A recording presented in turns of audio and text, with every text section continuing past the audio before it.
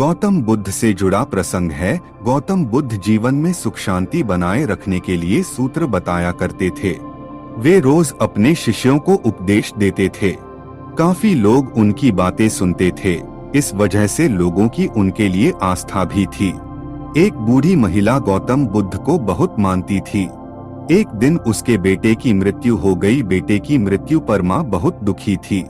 वह तुरंत ही गौतम बुद्ध के पास पहुंची और पूरी बात बताई। महिला ने कहा कि आप मेरे बेटे को फिर से जिंदा कर दीजिए। महिला बुद्ध को भगवान मानती थी। उसे लगता था कि वे उसके बेटे को जीवन दान दे सकते हैं। महिला की बातें सुनकर बुद्ध ने कुछ देर सोच विचार किया। सोचने के बाद बुद्ध बोले कि इसके लिए तुम्हें गांव के किसी एक घर से एक मुट्ठी सरसों के दाने लेकर आना होंगे, लेकिन एक बात ध्यान रखना, घर ऐसा हो जहां कभी किसी मृत्यु नहीं हुई हो। महिला बेटे के मरने से बहुत दुखी थी, तो उसे एक उम्मीद मिल गई कि उसका बेटा फिर से जिंदा हो सकता है। बुद्ध की बात मानकर वह गांव की ओर निकल गई और घर घर जाकर एक मुट्ठी सरसों के दाने खोजने लगी। महिला घर घर जाकर पूछ रही थी कि अगर इस घर में किसी की मृत्यु नहीं हुई हो तो मुझे एक मुट्ठी सरसों के दाने दे दो। जहां जहां महिला जाती वहां उसे ये जवाब मिलता कि उनके घर में मृत्यु तो हुई है।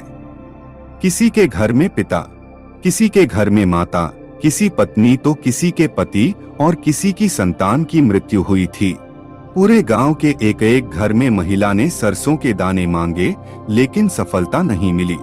अंत में उसे समझ आ गया कि बुद्ध ने उसे ऐसा करने के लिए क्यों कहा है।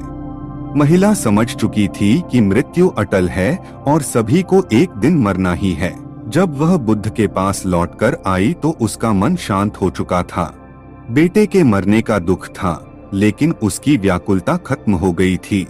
बुद्ध की सीख।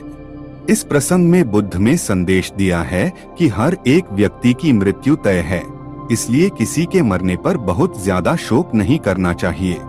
अपनी मृत्यु को लेकर भी मन में डर न रखें, दुखी होकर वर्तमान खराब न करें।